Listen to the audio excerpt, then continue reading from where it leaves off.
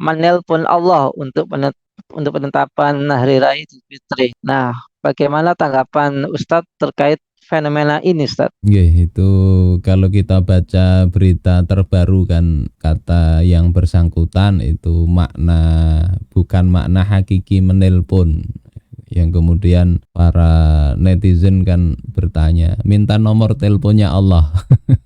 Jadi baru kemudian yang bersangkutan mengatakan ini terkait apa kata dia perjalanan spiritual, kontak batin dengan Allah Ta'ala. Hasilnya Jumat kemarin sudah Idul Fitri. Nah begitu ya. Jadi meralat pernyataan beliau sendiri.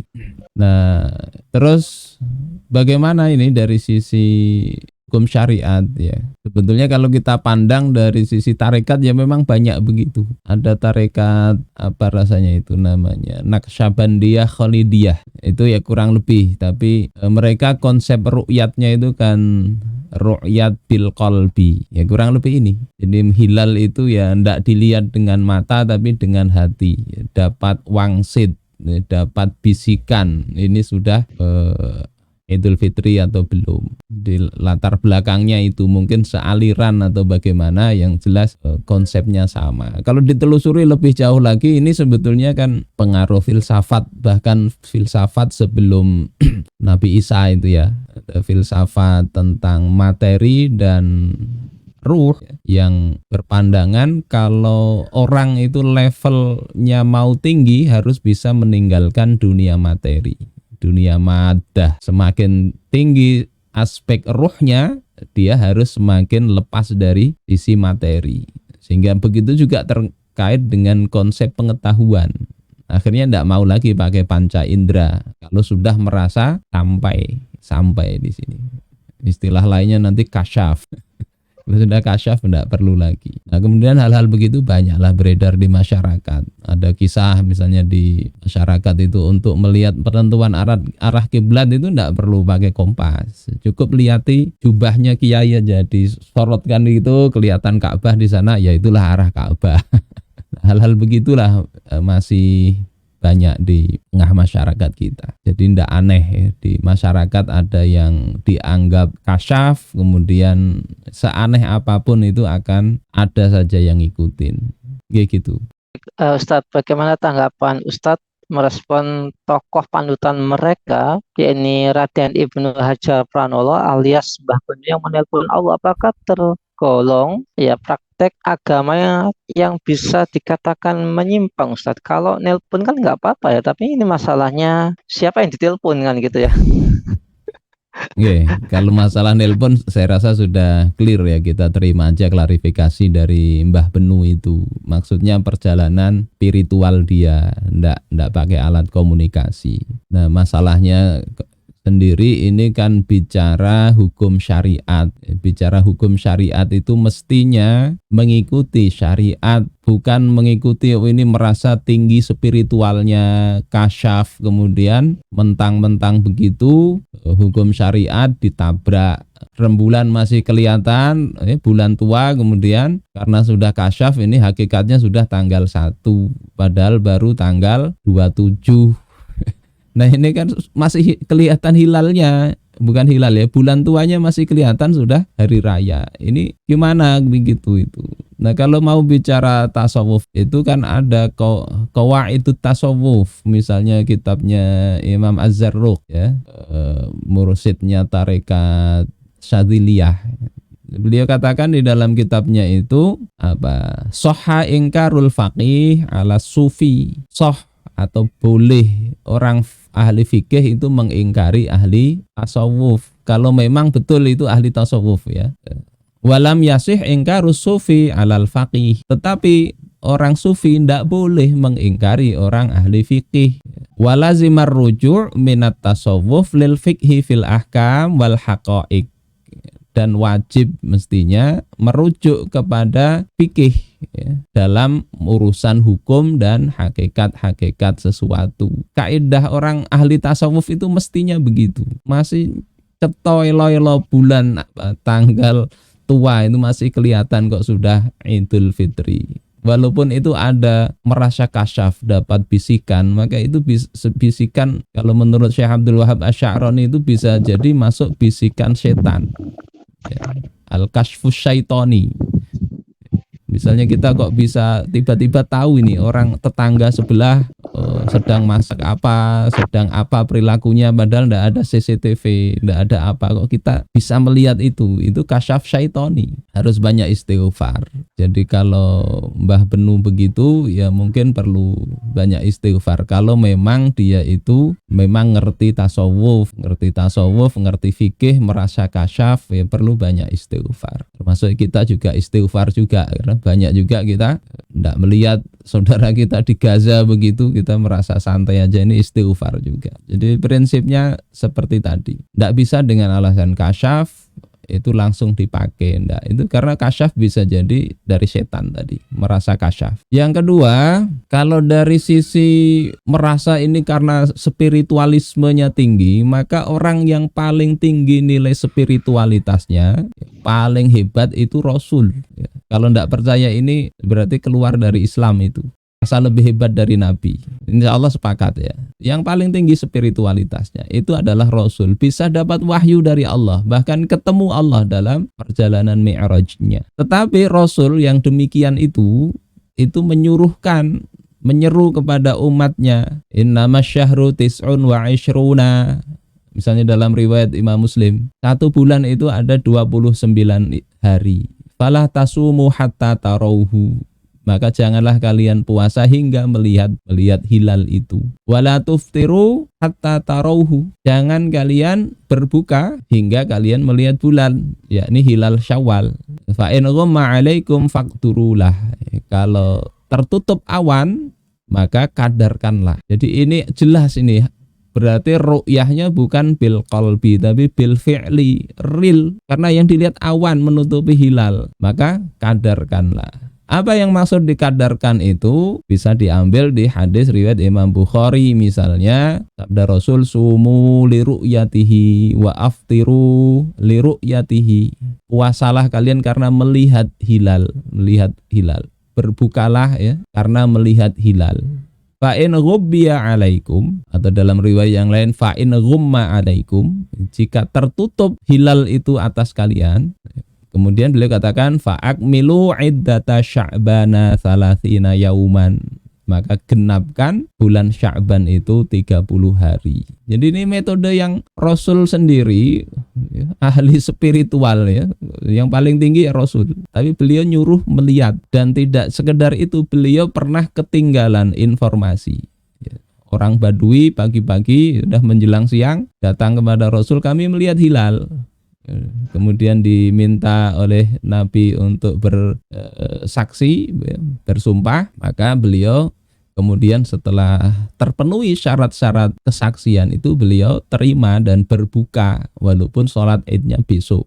Artinya apa? Beliau tidak kemudian ini karena sudah tanya Jibril atau apa, enggak. Tapi memang itu masyarakat yang disuruh. Beliau sendiri tidak ngerti waktu itu hilal sudah terlihat, tapi diberitahu oleh masyarakat yang melihat itu. Ya syariatnya begitu. Kalau ada ikhtilaf yang bisa kita tolerir itu kan ya metode ru'yatnya ada berapa jenis, itu ada ikhtilaf tidak masalah ya. Kemudian ada hisab, yaitu masalah yang bisa ditolerir. Tapi kalau ru'yat bil qalbi ini ya memang di sebagian kalangan tasawuf ada begitu. Ya kita sikapnya ya kita jelasin ini tidak tepat. Tidak tepat begitu. Pemerintah juga mestinya punya penjelasan itu. Yang lebih penting lagi dididik masyarakat. Ya begitu. Baik, Ustaz, diketahui di Indonesia ini aliran sesat memang cukup banyak bermunculan. Ada yang hilang, ada yang muncul lagi dengan nama yang baru. Munculnya banyak aliran sesat di Indonesia ini apakah menunjukkan bahwa negara saat ini terkesan tidak hadir dalam menjaga dan melindungi akidah umat Islam, Ustaz? Ya sebetulnya kalau mau dikembalikan negaranya sendiri dulu. Negaranya ini ngambil jalan yang benar apa enggak. Kalau jalannya yang diambil sudah tidak tepat, ya nggak usah kita bicara kebijakannya. Kalau negaranya enggak mau pakai hukum syariat, enggak usah kita berpikir ini bakalan ngurusi umat supaya tersesat apa bebas dari kesesatan. Jadi problem dasarnya itu di situ. Akarnya itu memang di negara. Nah, kewajiban negara, imam itu mestinya kan bertanggung jawab terhadap urusan rakyatnya, memberikan nasihat yang baik, mencintai rakyat itu. Yang kullukum ra'in wa kullukum mas'ulun an ra'iyatih. Al imamu ra'in wa huwa mas'ul an ra'iyatih. Setiap kalian pemimpin dan akan dimintai pertanggungjawaban. Kemudian imam kepala negara itu adalah ra'in. Dia laksana penggembala yang akan dimintai pertanggungjawaban atas rakyatnya. Tanggung jawab apa? Nanti di akhirat. Ya, seperti dalam hadis yang dia diangkat tidak memberikan nasihat kepada rakyatnya, ya, maka nanti itu menjadi pertanggungjawaban yang berat di akhirat. Rakyat tidak melakukan kemakrufan, dia tidak nasihati, dia tidak gah, ya. Fungsi utama negara kan itu menerapkan hukum syariat, amar ma'ruf nahi mungkar di dalam maupun di luar negeri. Itu tugas pokoknya. Fungsi utamanya di situ, menerapkan Islam di dalam negeri, mengemban dakwah dalam dan luar negeri. Dan itu kehidupan Rasul sejak beliau diangkat jadi nabi sampai wafat beliau itu begitu. Sehingga kalau kita lihat dari sisi pendidikan, ya mestinya harus diarahkan begitu. Bagaimana masyarakat itu bisa tidak hanya selamat di dunia, tapi selamat juga di akhirat. Sehingga kalau dalam konsep tasqif atau pembinaan di dalam Islam, yang pertama kali ditanamkan itu adalah thaqafah Islamiyah. Mestinya itu ditekankan mulai sejak dini itu ya, membaca Al-Qur'an, menghafal, memahami bahasa Arab untuk bisa memahami isi kandungan Al-Qur'an, As-Sunnah maupun kitab-kitab para ulama. Ini kan harusnya menjadi muatan utama. SD misalnya ya, 6 tahun belajar itu mestinya sudah bisa ini. Bisa baca kitab misalnya. Kalau madrasah dahulu itu nahwu, shorof, jurumiyah, awamil itu sudah diajarkan di tingkat ibtida. Nah sekarang ini level sanawiyah selesai lulus belum bisa baca kitab. Jangankan baca kitab, baca Al-Quran kadang tidak bisa. Kenapa bisa begini? Faktor kurikulum juga. Memang tidak ditekankan begitu. Ini kadang kita yang rasa hati ini gimana itu. Matematika itu diajarkan 5 jam sepekan. 5 jam. Padahal anak-anak itu ada yang belum bisa baca Al-Quran. Apalagi bahasa Arab ya. Lihat terus kita berharap seperti apa? Dari sisi pengetahuan ketika seperti ini, ya akhirnya dapat pahaman-pahaman yang tidak beres. Mereka tidak bisa ibaratnya menyaring, membandingkan. Kalau bisa baca kitab kan mudah ya. Lihat nih kitab mana ini, para ulama-ulama mana yang pandangannya begini. Ya kan mudah mencek. Kalau enggak nanti carinya kemana? Google ya, kalau ketemu ustadz yang benar.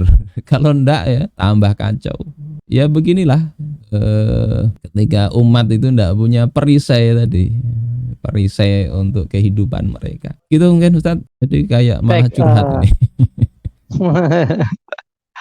Iya, saking banyaknya masalah kita saling curhat gitu ya. Nah, kira-kira Ustadz, bagaimana cara Rasulullah Muhammad SAW dalam menangani aliran-aliran yang menyimpang ini, Ustadz? Ya beliau pertama taujih itu jelas ya. Pengarahan, pembinaan itu kan sudah dilaksanakan hal mendasar itu ya. Pendidikannya sudah beres ya. Masyarakat itu secara umum, taruhlah orang ini tidak tapi pinter, tapi dia pasti mengerti tentang Islam. Nanti kebijakan juga begitu. Orang mau berdagang ngerti mestinya hukum muamalah itu diterapkan begitu. Dan hukum yang dipakai memang hukum Islam. Sehingga mau tidak mau, sukarela atau terpaksa, sadar apa tidak, mereka itu hidup dicelup dalam celupan Islam. Seperti itu. Nah terus penyimpangan ya tetap ada. Orang-orang yang baik itu penyimpangan karena memang tidak mengerti atau terprovokasi oleh orang-orang yang memang menginginkan adanya penyimpangan itu. Nah, kalau beliau tegas, ada masjid yang memang dibikin untuk membuat onar begitu. Yang kalau dalam Al-Quran ada masjid dirar. Maka beliau beri tindakan yang tegas untuk menjaga Islam begitu. Jadi bisa dihukum, bahkan dihukum. Masuk dalam bab takzir ketika itu memang sengaja. Kalau tidak tahu cukup diberitahu. Ada pada masa Khalifah Umar bin Abdul Aziz, seorang wanita ya berhubungan seksual dengan budak laki-lakinya. Ini kan sebetulnya tidak boleh. Akan tangkap dihadapkan kepada beliau. Negara harus punya peran di sini. Nggak kemudian ada satu wanita punya dua lelaki di mana itu Jawa Barat itu. Harusnya itu diselesaikan. Ini wanita berhubungan dengan budaknya dihadapkan. Kemudian kata wanita ini kan tidak apa-apa, ya, tidak apa-apa. Walladzina hum li furujihim hafizun illa ala azwajihim aw ma malakat aymanuhum fa innahum ghairu malumin. Nah, rakyatnya pintar juga, wanita ini pakai dalil ayat itu. Orang-orang yang menjaga kemaluannya kecuali kepada istri-istri mereka atau budak-budak yang mereka miliki. Lah ini budakku. Khalifah Umar bin Abdul Aziz agak ini juga ya. Ini gimana ini? Akhirnya kan ada orang alim. Untung ada orang alim waktu itu kan ya. Kalau tidak ada orang alim, oh iya betul ya itu ayat Al-Quran dipakai, rusak. Akhirnya dijelasin ayat itu untuk suami punya budak, budaknya ini bukan istri orang, maka boleh begitu. Nanti punya anak namanya Ummul Walad. Nah ini hukumnya begitu, tapi untuk perempuan tidak boleh. Akhirnya apakah dia dirajam? Tidak, karena dia ada syubhat tadi, ada fahaman yang tidak pas. Ya, salah paham, akhirnya cukup diberi peringatan, suruh dia menjual budaknya tadi, sudah jual aja. Nah, kalau masih nanti bisa jadi kejadian lagi. Jadi fungsi negara sampai urusan begitu mesti diurusi, ya. Itu mungkin Ustaz. Sekarang ini sebetulnya yang kalau kita lihat pelanggaran yang berat banyak itu kan orang tidak sholat, tidak puasa. Kita kadang merasa ini tersesat ini karena kayak tadi itu. Tapi orang enggak puasa, enggak sholat, nah, seolah-olah enggak tersesat. Itu tersesat itu.